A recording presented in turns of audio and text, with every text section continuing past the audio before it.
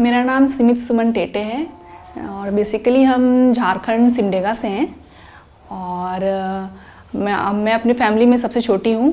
मेरा नाम सुमन कुल्लू है, मैं सिमडेगा झारखंड से बिलोंग करता हूँ। मेरे फैमिली में 5 मेंबर हैं। ये 2009 का ईयर का बात है, जब मैं ग्रेजुएशन करने के लिए रांची आई थी। तब ये प्रेयर फेस्टिवल सेकंड टाइम हो रहा था रांची में और मैं इस फेस्टिवल में फर्स्ट टाइम अटेंड करने गई और इस प्रेयर फेस्टिवल में जाके मुझे पता चला कि इतने ज़्यादा भीड़ मैंने कभी देखा नहीं था और मैं डॉक्टर पॉल दिनाकर के फैमिली से फर्स्ट टाइम मिली वहाँ। उस वचन को सुनकर Jesus is coming with you. यीशु आपके साथ आ रहा है। The only thing is, सिर्फ यही है, will you allow him to carry you? क्या आप उसको इजाजत देंगे कि वो आपको उठा Will के you tell चले? him, Lord, क्या आप उससे कहेंगे, प्रभु I give myself to you. मैं अपना जीवन आपको देता, Carry me, Lord. मुझे उठा के चलिए। मुझे ये लगा कि मुझे उस वचन में विश्वास करना चाहिए और उस विश्वास के द्वारा मेरे जीवन में भी वो बहुत सारे बदलाव आएंगे।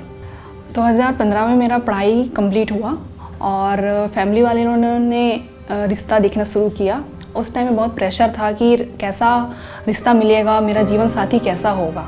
और हमेशा मैं प्रभु के सामने ये प्रार्थना रखती थी कि जो भी मेरा हस्बैंड होगा उनका जीवन, उनका भय प्रभु यीशु के द्वारा होना चाहिए, अटैचमेंट होना चाहिए प्रभु से और उनका आत्मिक जीवन प्रभु से होना चाहिए। फाइनली प्रभु ने मेरी प्रार्थना को सुना और एक अच्छा रिश्ता आया। हम लोग प्रभु के भय मानने वाले लोग हैं और प्रभु यीशु मसीह का बहुत सम्मान करते हैं। और 2013 में नौकरी मिलने के बाद करीब 6 साल तक मैंने अच्छे जीवन साथी के लिए प्रभु से प्रार्थना की।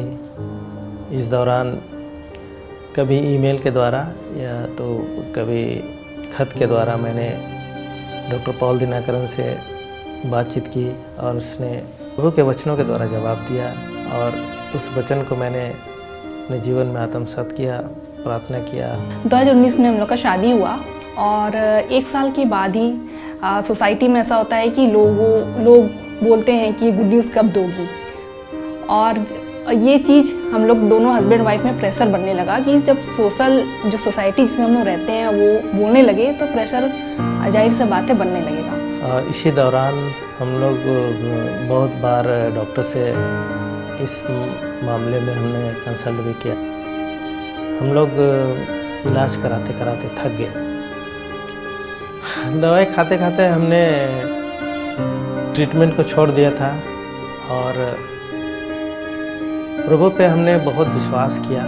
जब हम लोग बेबी कंसीव नहीं कर पा रहे थे उस टाइम मेरे हस्बैंड ने मेरा बहुत सपोर्ट किया इमोशनली, क्योंकि मैं हमेशा सोसाइटी में रह के सोशल लोगों का ताना सुन के मैं हमेशा डिप्रेशन में चल जाती थी कि मेरे साथ ही ऐसा क्यों। और हस्बैंड मेरे को हमेशा ये बोलते थे कि ठीक है, अभी हम लोग का शादी का कितना ही साल हुआ है, 4 साल हुआ है, हो गया होगा, परमेश्वर की इच्छा होगी तो हम लोग को मिलेगा ही, आज नहीं तो कल मिलेगा ही। और हम दोनों ही हमेशा साथ मिलकर प्रार्थना करते थे कि हम लोग की प्रार्थना को ईश्वर जल्दी से जल्दी सुने और उत्तर दे। शादी का 4 साल हो गया था और हम कंसीव नहीं कर पा रहे थे और उसी बीच में 2023 में नवंबर में एक प्रेयर मीटिंग हुआ जो कि जीएस कॉल के ब्रदर लोग के द्वारा हुआ था और उस प्रेयर मीटिंग में हम हस्बैंड वाइफ दोनों ही गए थे। और उस बीच में ब्रदर ने प्रोफेसी किया कि एक बहन है जिसका गर्भ बंद है और वो बहुत 4 साल से वो स्ट्रगल कर रही है कि वो बच्चे कंसीव नहीं कर पा रही है। और उसके द्वारा प्रार्थना के द्वारा ही मैंने महसूस किया कि शायद वो बहन मैं हूँ। वो मुश्किल 1 सप्ताह ही बीता था कि हमें पत्नी के द्वारा गुड न्यूज़ मिला कि मैं कंसीव कर चुकी हूँ। और इस बात को हमने कंफर्म करने के लिए दोबारा डॉक्टर के पास गया और वहाँ हमें इस बात का कंफर्म न्यूज़ मिला कि हमने एक बच्चे को ईश्वर खुदा के द्वारा प्रभु यीशु के द्वारा पाया है। हम जीसस कॉल्स के फैमिली ब्लेसिंग प्लान के मेंबर हैं और हम इस मेंबर के रहते हुए जब हमने बच्चे को कंसीव पाया तो अजन्मे बच्चे को ही हमने जीसस कॉल्स यंग पार्टनर में एनरोल करा दिया। और उस दौरान 9 महीने में जो हमने खुशी महसूस की, प्रभु के द्वारा जो आशीष महसूस की, उसके लिए हम परमेश्वर को, जो जिंदा खुदा है यीशु मसीह, उसको हम धन्यवाद देते हैं। फाइनली वो डेट आया 17 जुलाई 2024 और मैंने एक बेबी बॉय को बर्थ दिया।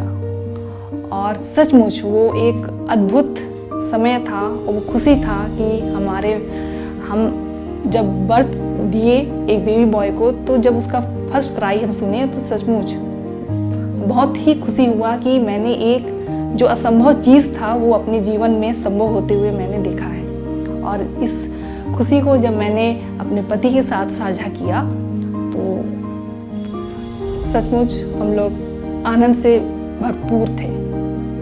प्रभु के द्वारा बेटे के आशीष मिलने के बाद हम अभी बहुत खुशी महसूस करते हैं। समाज में जो पहले सवाल आते थे वो सब सवाल अभी नहीं होते हैं, परंतु जो लोग हमसे सवाल करते थे अब वही हमें अच्छे से बात करते हैं, हमें आशीष देते हैं, हमारे बच्चे को आशीष देते हैं।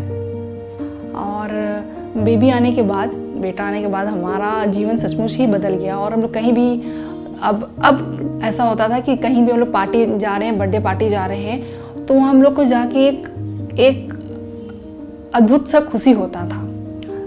और ये सोचते थे हम लोग पहले, जिस पार्टी में हम लोग, इसी पार्टी में अगर हम लोग पहले आते थे तो हम लोग को सोसाइटी में अलग नज़रिए से देखा करते थे कि इनके पास बेबी नहीं है। अब मगर इस चीज़ से खुशी होता है कि हम लोग के पास भी अपना एक बेबी है जिसके साथ हम लोग अपने जीवन को आगे बढ़ा सकते हैं। और जब मैं पीछे मुड़ के अपने जीवन में देखती हूँ और वो दिन मुझे याद आता है 2009, जब मैं रांची अपने पढ़ाई के लिए आई थी और मैं वो प्रेयर फेस्टिवल मैंने अटेंड किया। और उस दिन ही से मुझे अब लगता है कि सचमुच ने प्रभु यीशु ने मेरे जीवन में आशीषों को भरा है।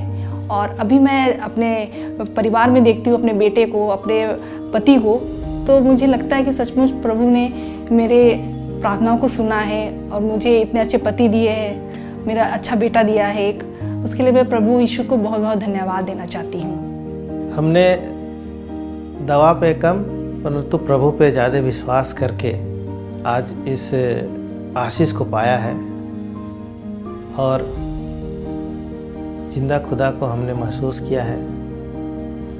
मैं विश्वास करता हूँ कि मेरी इस गवाही के द्वारा लोग सांसारिक चीज़ों पे कम परंतु जो जिंदा खुदा है यीशु मसीह उस पर विश्वास करें। प्रभु का बहुत बहुत धन्यवाद। यीशु मसीह जिंदा खुदा है।